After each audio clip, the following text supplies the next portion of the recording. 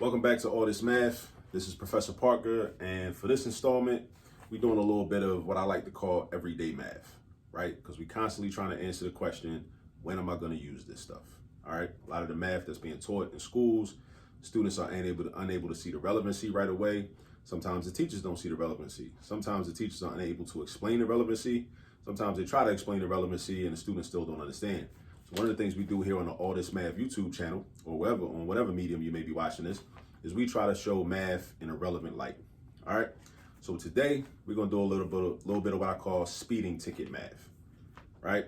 I just paid a speeding ticket yesterday, so I figured I'd make up a math problem about it and use it as an opportunity to have a teachable moment and teach people how to calculate percentages. Because a lot of us don't know how to calculate percentages.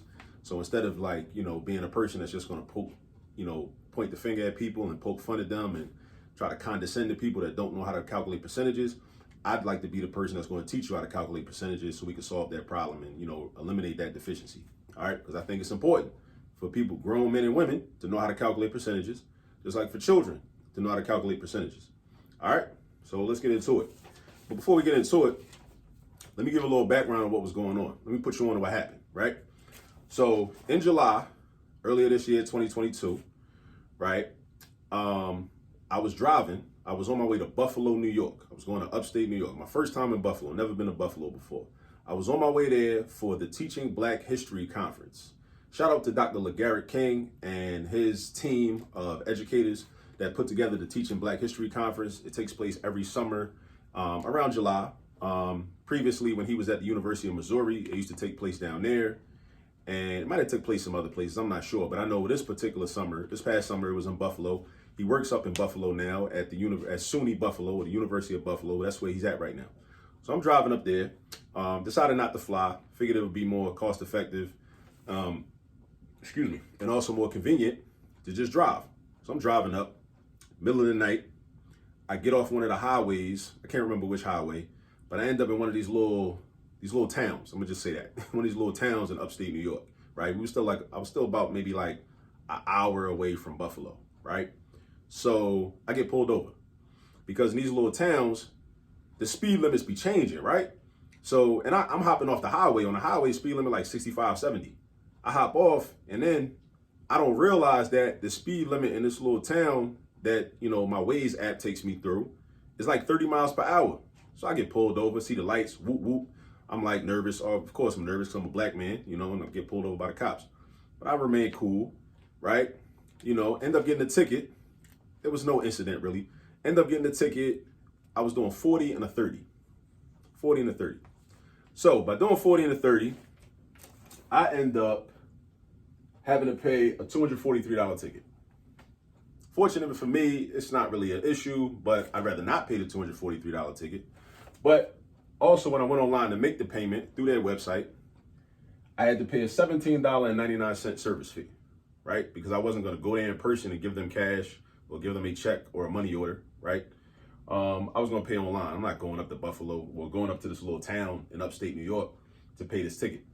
So as I'm doing this, and I'm always thinking about, potential teachable moments and potential, information that I could use to put content on the channel. So I say, okay, well, let me make a video out of this, right?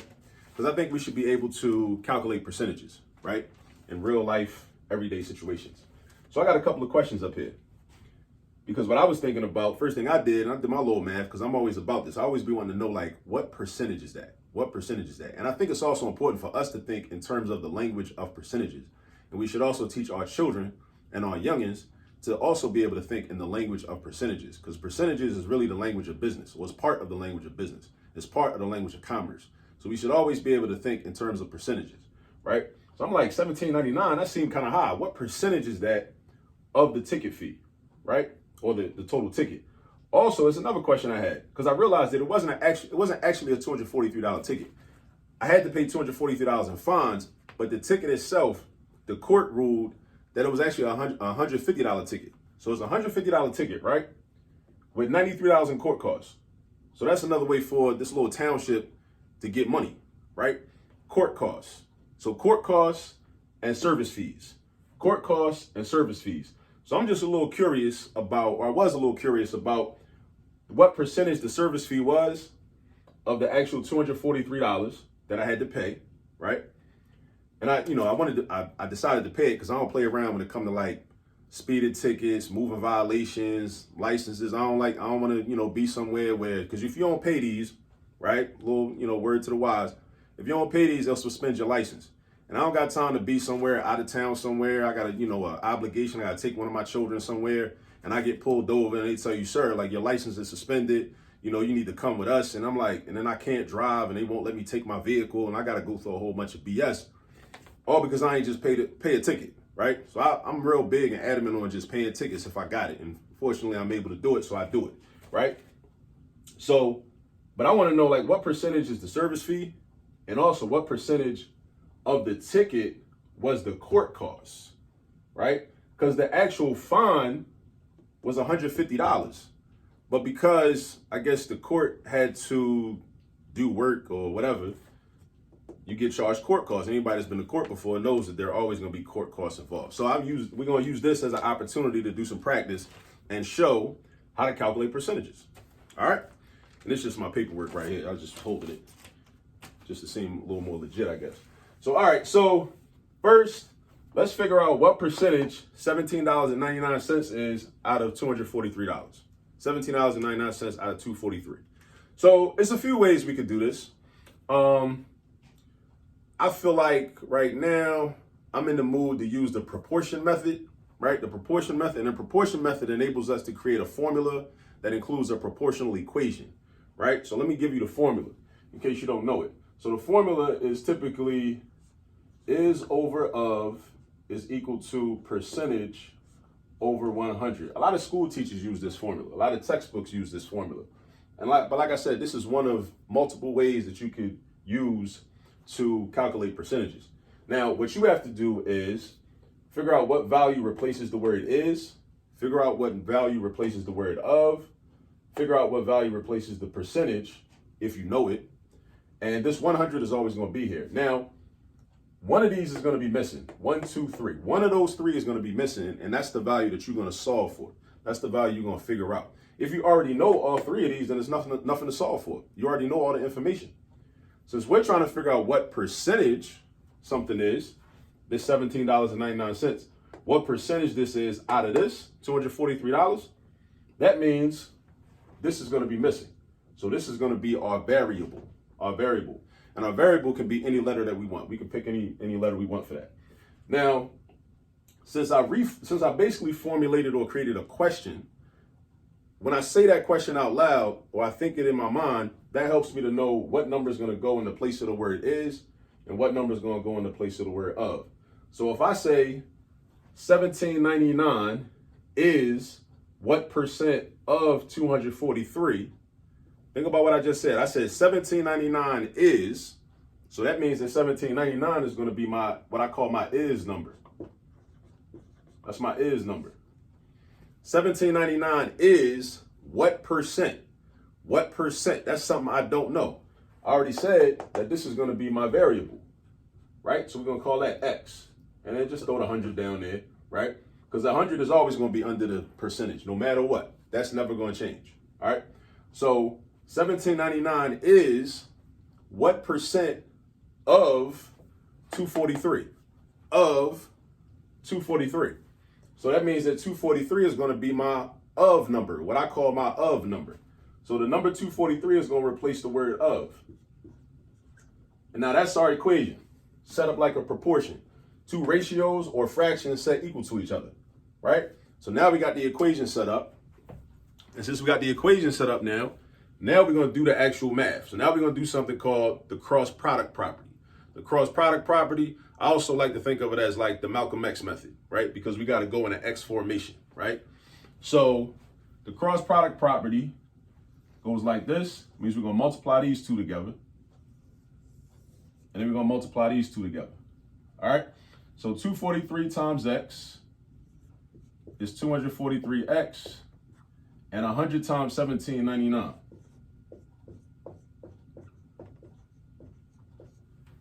Right?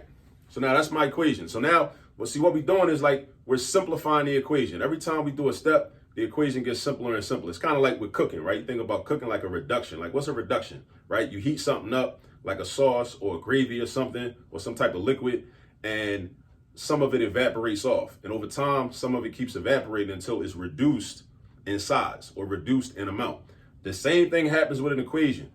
Every time you do a step in an equation, usually, for the most part, the equation gets simpler and simpler. Like, watch this. Like, the next step I'm gonna do is I'm gonna do 100 times 1799.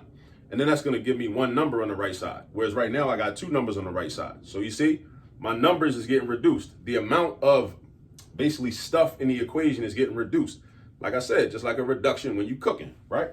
So you got 243x is equal to, now I know how to multiply any number by 100. The way you multiply a number by 100 is you just slide the decimal point 2 spaces to the right, or you can think of it as leaving the decimal point where it is, because that's how Eureka teaches it. Eureka get into it a different way, right? If your children got the Eureka math curriculum, they leave the decimal point where it is and they slide the numbers to the left. Either way, we still gonna get 1799 regardless. We're gonna get 1799 regardless. Whether you move this decimal point 2 places to the right, which is how I learned it back in the day, or you leave the decimal point where it is, slide these 2 9s and the 7 and the 1 2 spaces to the left, then you're gonna have 1799 point and then 000 if you want to put zeros. So it's gonna be equal to 1799. So notice our equation is getting smaller and smaller. Now we want to isolate x. So we're gonna get rid of 243. We want to keep x, get rid of 243. We want to keep x, get rid of 243. Now, how do we do it? How do we do that? We know what to do, but how do we do it? We're gonna do the opposite of multiplication. Why are we doing it? Because 243 times x is multiplication. When you want to eliminate something in algebra, we do the opposite operation. So we do the opposite, which is division. So we divide by 243, and we got to stay balanced, right? Like ancient Kemet, Mayat, and all of that. We got to stay balanced. So if I divide by 243 on the left side, I got to also divide by 243 on the right side. All right. So I go 243, 243, and 243 divided by 243 is just plain 1. Anytime you divide a number by itself, the quotient is 1. So I got 1x. 1x is just x.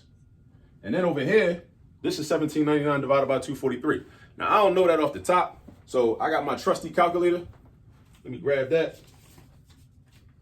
So now, I'm going to do 1799 divided by 243 is equal to 7.4032. I'm gonna round it off to 2 decimal places. 2 decimal places. So I'm gonna say 7.40. So that's x. So that's 7.40%. So I think that's a little steep. Like real rap. I think that's a little steep. Like just a service fee, just for using a credit card or a debit card, they're gonna hit you with you paying almost 10%. That seems a little suspect. So, but it's important to even know that, right? Because like most people don't know that. They'll just be like, oh, I got to pay $17.99. All right, I just pay $17.99. Now, I'm not necessarily going to do anything about this, but I just like to know. Because once you know, then you at least have the option to begin to think about doing something about it. Because maybe, you know, we might want to, somebody in New York might want to challenge politicians to change the policy or like change the law. Because like, that seems a little high. 7.4% just for a service fee? Like, I know a lot of municipalities are not doing that. Like, a lot of municipalities aren't charging 7%, or maybe they are. Maybe I just don't know. I'm kind of curious now about like throughout the nation, like what different municipalities and what different courts are charging in terms of service fees. And this is like, this money don't even go to the court though. That's another thing. This money just goes to the payment processor. So I'm wondering like what the law is in terms of these payment processes. And some people might say, I know what you're going to say. Oh, it's just $17.99. It's not that big of a deal. Or you shouldn't have been speeding or whatever. Okay. All of those things may be true also. But the reality is that money adds up. And maybe people that are not in a position to make these payments are being taken advantage of. Right. So this is something for us to think about. But dig this. We can't even begin to think about it if we can't even do the math from the rip. So up front in the first place, if you can't even do the math, because on the website, they don't tell you that it's 7.40%, which is interesting to me a little bit, because maybe they're trying to hide something, right? And they expect most people are not going to think, oh, well, what percentage is that? Because this seems crazy, right? Let me fix that. So yeah, so this is just something for us to think about, but I just want to also show how when you have mathematical ability, you can start to think about things that you normally wouldn't think about and things that don't normally present themselves up front or on the surface, right? You can kind of dig deeper and start to unpack information and start to see things that you wasn't meant to even consider, right? So that's the percentage of the service fee. So the service fee is 7.4%. That's a little high. You know, that seems, at least that seems a little high to me. Maybe I'm wrong. You know what I'm saying? I don't get a lot of speeding tickets, fortunately. So, but maybe that's like an industry standard at this point. I don't know. Yeah, I don't know. But anyway, on to the next question. What percent is the court cost? All right. So the court costs were $93. So it's split like this. It was $150 for the fine. I had to do like the plea negotiation, the plea agreement thing. I had to send back the paperwork because it's a range that they can charge you for the fine. Because when I got the ticket, it was a little strange to me. I never had this experience before. They didn't tell me on the spot. The officer didn't give me the paperwork that told me how much I was going to pay. Because I had a court date originally, which was in August. I didn't go to that court date. I'm not driving up there just for that.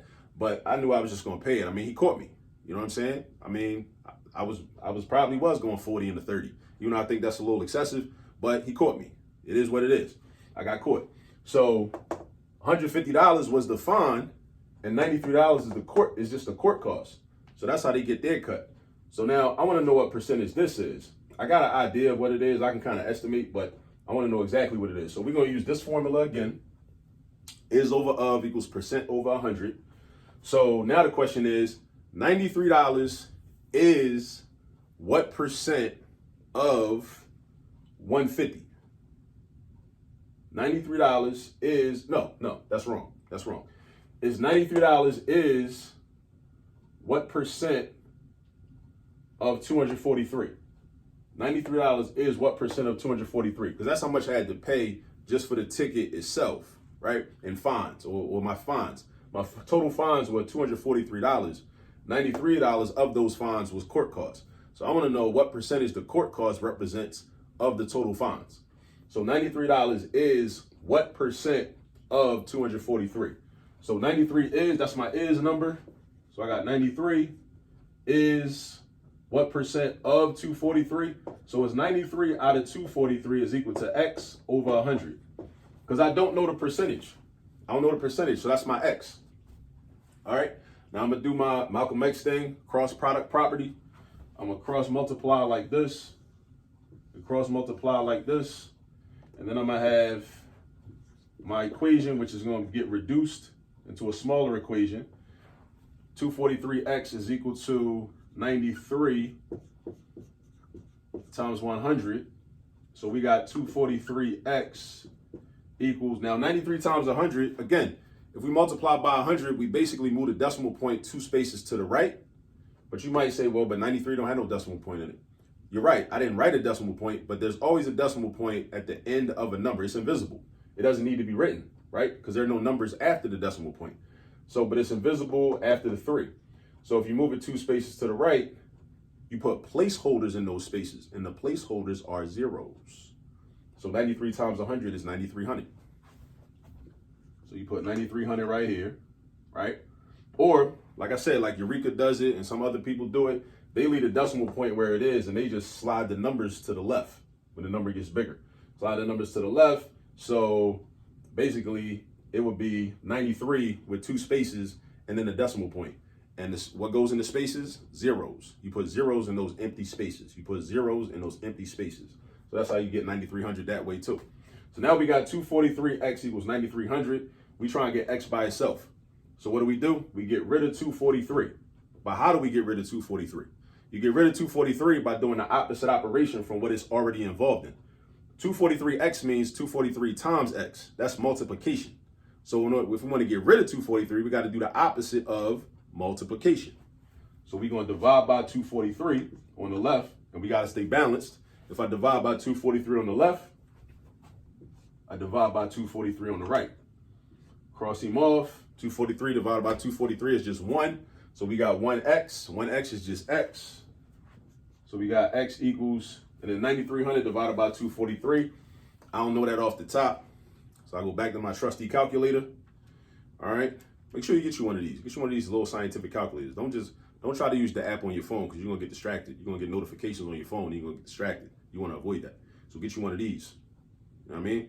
So 9,300 divided by 243, 38.27. My God. 38.27%. So out of that 243, I'm basically paying 40% in court costs. That's not even a fine for real. It's just a court cost.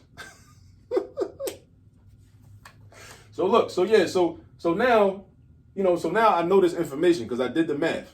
I worked it out. So now I know I paid nearly 40% just in court costs. The fine, the actual speeding violation cost me $150. They charged me $150 for that. The 93 was standard. That's nearly 40% of the whole amount. That's almost half. 40 is almost 50. 50 is a half, right? And in terms of the service fee, because I paid online with a little, a little debit card, that was seven and a half, almost 7.5%, 7.4%. That's almost 10%. 7 is almost 10. So this just gives you an idea of what's really going on out here. And, we can use math to figure these things out. Now a lot of people don't think about these things. But I believe that the only reason a lot of people don't think about this stuff is because they don't know how to figure it out. So if you don't know how to figure it out, then why would you think about it? So that's one of the benefits and one of my goals with this channel is so people can learn how to do things and then they start thinking differently and on a higher level. And then you can more adequately challenge things that might be wrong because somebody might be taking advantage of you. But if you can't do the math, you're not even going to know. You won't even dig it. They're just going to be taking advantage of you, smiling in your face every time they see you. And if you can't do the math, you're not even going to know. So I don't want people to be in that situation. I don't like that. I don't like being taken advantage of. I like to know what's going on in situations, and I want other people to know too. So that's the math. And something else I meant to point out. I'm driving through because this, we like to infuse history into these videos too. So when I'm driving through upstate New York, after I got the ticket on my way to Buffalo, I see a sign for Attica, right?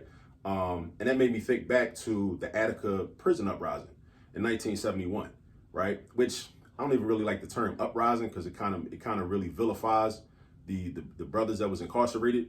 Actually, that uprising, so to speak, was in response to the assassination of George Jackson. So if you never heard of George Jackson, do your research on George Jackson. George Jackson was a member of the Black Panther Party.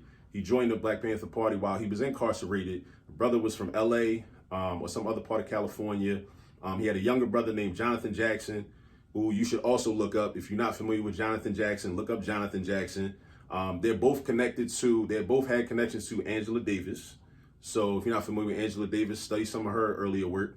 But George Jackson wrote 2 books while he was incarcerated. One book was Soledad Brother, which was a collection of letters that he wrote to his people while he was incarcerated, and also Blood in My Eye. Blood in My Eye is another important text that we should become familiar with. And, it's just a lot. There was a lot going on with that. And actually that led to what we call Black August. So it's a lot of things, that are very relevant that are not taught in schools typically. But it's in a way it's okay because we can educate ourselves. We don't need to wait for a school to teach us. We don't need to wait for a school system or a school district. We don't need to wait for that. It would be nice if it was offered, but if it's not, cool, we can still teach ourselves. And that's why I'm talking about it on this platform. So if you never heard of George Jackson, look up George Jackson. The George Jackson incident, like I mentioned, he was assassinated, which inspired the brothers all the way across the country in upstate New York in the Attica prison to stage like a rebellion, right? Which was put down by Governor Nelson Rockefeller at the time violently when the brothers really just wanted better conditions. They just wanted better conditions. They were draconian conditions in the prison. They wanted better conditions. And, Nelson Rockefeller sent in the state troopers and everything, and they were violent and vicious, to the brothers that were incarcerated. But George Jackson was actually assassinated in prison, similar to another brother that you should be aware of if you're not already, Steve Biko. Steve Biko was a revolutionary freedom fighter that was, organizing and working against the apartheid South Africa. And he too was murdered in prison in South Africa, right, across the Atlantic Ocean. All right. So I just name dropped the whole lot. I like the name drop. You know, I mean, the rappers name drop people all the time. I like the name drop in my lessons. So look up George Jackson, look up Jonathan Jackson, Angela Davis, Steve Biko, the Attica prison uprising. Look up all of those things and just go do a little research. And then after you do a little research, do some more research. All right. But you see how it's all connected to the math, because we did some math. But this math problem came from an experience I had in July while I was driving through upstate New York. And where's the Attica prison? In upstate New York. So while I was driving, it kind of reminded me, I'm not going to say it triggered me, but it reminded me of that history and what our people have been through in this nation and in the world overall. So yeah, I wanted to put that out there. I meant to say that at the beginning of the video, but I forgot. But anyway, I hope if you watch this, you now understand how to calculate percentages. And if you don't fully understand it, run the video back from the top and just, see if it makes more sense and try to actually work the problem out. All right. Pause the video from the beginning and try to work it out for yourself. Calculate what the service fee was, percentage was rather, and what the percent of the court cost was. All right.